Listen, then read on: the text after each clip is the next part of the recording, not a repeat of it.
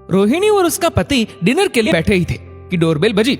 रोहिणी ने उठकर दरवाजा खोला तो देखा कि उसकी सहेली शालिनी का पति विनय था।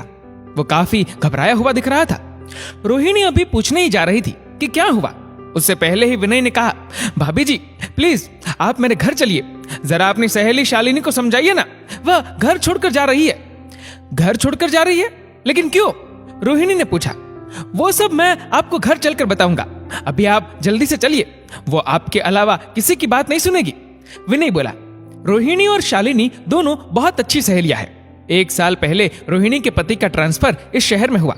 जब वे यहाँ रहने आए तो सबसे पहले शालिनी से ही पहचान हुई थी और उसी ने वहां के नजदीकी मार्केट और बाकी सब चीजों के बारे में रोहिणी को बताया था। तब से दोनों में बहुत गहरी दोस्ती हो गई। दोनों हमेशा अपना सुख दुख एक दूसरे से बांटती। रोहिणी के पति की सरकारी नौकरी है और शालिनी का पति बिजनेस करता है। शालिनी एक बेटे की माँ है और रोहिणी के अभी बच्चे नहीं है। जब से लॉकडाउन हुआ है तब से ज्यादातर फोन पर ही बात होती है। घर आना जाना कम हो गया है। रोहिणी सोचने लगी मन ही मन कि क्या हो गया ऐसा जो घर छोड़कर जा रही है। खैर जाने पर पता चलेगा ही। घर पहुंचने पर देखा शालिनी बैग लेकर सोफे पर बैठी थी और बगल में 5 साल का बेटा भी बैठा था। रोहिणी को देखते ही शालिनी जोर से बोली, अच्छा तो तुम्हें बुलाने गए थे साहब। देखो मैं किसी की बात नहीं सुनने वाली और ना ही यहाँ रुकने वाली हूँ। मैं जा रही हूँ मायके। लेकिन हुआ क्या जो रात के 9 बजे मायके जा रही हो? रोहिणी ने पूछा। क्यों, इन महाशय ने बताया नहीं तुम्हें? अरे नहीं बताया तभी तो पूछ रही हूँ। बता दिया होता तो तुमसे पूछने की क्या जरूरत थी? अब बोलो भी। मुझसे क्या पूछ रही हो? इन्हीं से पूछो क्या हुआ, शालिनी ने कहा। रोहिणी ने जैसे ही विनय की तरफ देखा, विनय ने कहा, वो क्या है कि आज हम दोनों का झगड़ा हुआ और मैंने कुछ ज्यादा बोल दिया। लेकिन क्यों? रोहिणी ने पूछा। विनय कुछ नहीं बोला। तब शालिनी ने कहा, क्योंकि इनसे बिना पूछे मैंने अपने पापा से पैसे ले लिए। एक तो इनकी मदद की, ऊपर से मुझे ही सुना रहे हैं। बात यहाँ मुझे पूछने की नहीं, बात यहाँ पैसों की है जो कि ये बार बार अपने पापा से ले रही है और ये मुझे अच्छा नहीं लग रहा। विनय ने कहा, वाह, एक तो बिना बोले मदद मिल रही है और ऊपर से तुम्हें बुरा लग रहा है। पापा से पैसा नहीं लोगे तो अपने ठप पड़े बिजनेस को कैसे खड़ा करोगे? आखिर आपको प्रॉब्लम क्या है मेरे पापा से पैसे लेने में? शालिनी ने जोर से कहा, मैं अपना बिजनेस खड़ा कर लूंगा, इसके लिए तुम चिंता मत करो। और अब अपने पापा से पैसे मत लो, मुझे अच्छा नहीं लगता। मदद एक बार ली जाती है, बार बार नहीं। अरे तुम दोनों फिर क्यों झगड़ने लगे? रोहिणी ने कहा, देखिए भाभी जी, क्या हुआ कि लॉकडाउन में मेरा बिजनेस ठप हो गया, ये तो आपको भी पता है।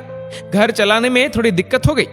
तब इसके पापा ने कुछ मदद की थी, पर अब मुझे पैसे नहीं चाहिए। मैं अपना बिजनेस धीरे धीरे खुद से खड़ा कर रहा हूं और कर लूंगा। हाँ थोड़ी समस्या है, पर वह सब धीरे धीरे दूर हो जाएगी।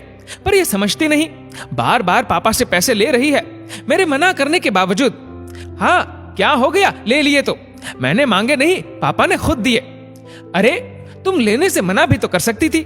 वो तुम्हारे पापा है, उनको चिंता होगी, पर उनकी चिंता दूर करना तुम्हारा काम है। तुम पैसे लेने से इनकार कर देती, कह देती कि इंतजाम हो गया है। क्या सोच रहे होंगे कि मैं उन पर निर्भर हो गया हूँ? विनय बोला, वो नहीं सोच रहे बल्कि तुम सोच रहे हो। शालिनी ने कहा, हाँ शालिनी, मैं सोच रहा हूँ और मुझे शर्म आ रही है, मेरे आत्मसम्मान को ठेस पहुंच रही है उनसे बार बार पैसे लेने में।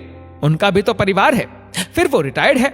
हो सकता है तुम्हारे भैया और भाभी को बुरा लग रहा हो पापा का हमें पैसे देना। देखो एक निश्चित कमाई में से जब एक हिस्सा किसी को देना पड़ता है तो घर के किसी न किसी सदस्य के मन में खटकता जरूर है। विनय की बात सुनकर शालिनी फिर बोलने लगी। तब रोहिणी ने कहा, हाँ शालिनी, विनय बिल्कुल सही कह रहा है। तुम्हें अपने पापा से बार बार पैसे नहीं लेने चाहिए। एक पिता होने के नाते वे तुमसे पूछते हैं, पर तुम्हें इनकार करना चाहिए। एक बार पैसे लेने से इनकार कर दो, फिर देखो उनकी प्रतिक्रिया क्या होती है। रोहिणी की बात सुनकर शालिनी चुप हो गई। रोहिणी ने फिर कहा, चलो अब तुम दोनों झगड़ा खत्म करो और हाँ तुम ये बैग रखो, इतनी रात को मायके जाकर खामखा सबको परेशान करोगी। उन दोनों के एक दूसरे को सॉरी बोलने के बाद जब रोहिणी अपने घर जाने लगी तो शालिनी भी आई उसे बाहर तक छोड़ने। तब रोहिणी ने कहा, देखो शालिनी, विनय का कहना बिल्कुल सही है। एक बार मदद ली जाती है, बार बार नहीं। एक बार मना करके देखो, तुम्हें भी अच्छा लगेगा। अगली बार जब उसके पापा आए पैसे लेकर तो साथ में माँ भी थी। पापा जब पैसे देने लगे तो शालिनी ने ये कह मना कर दिया कि पापा अब पैसों की जरूरत नहीं है, बिजनेस ठीक ठाक चलने लगा है। बेटी के मुंह से ये बात सुनकर पापा ने कहा, बेटा सच बोल रही हो? जी पापा। तब मम्मी ने कहा, बेटा सुनकर बहुत अच्छा लगा, नहीं तो हम दोनों को बहुत चिंता लगी रहती थी तुम्हारे लिए। तभी मम्मी का फोन बजा। देखा तो भाभी का फोन था। शालिनी ने झट से रिसीव कर लिया भाभी से बात करने के लिए। वह अभी हेलो बोल ही रही थी कि उधर से भाभी की आवाज सुनी, हाँ मम्मी तो दे दिए पैसे बेटी को, अच्छा बहाना ढूंढा है पैसा ऐंठने का। लेकिन दामाद जी भी कैसे है, उनमें जरा भी स्वाभिमान नहीं, आत्मसम्मान नहीं, जो एक बार मना भी नहीं करते पैसे लेने से। तभी मम्मी ने पूछा, बेटा भाभी क्या बोल रही है?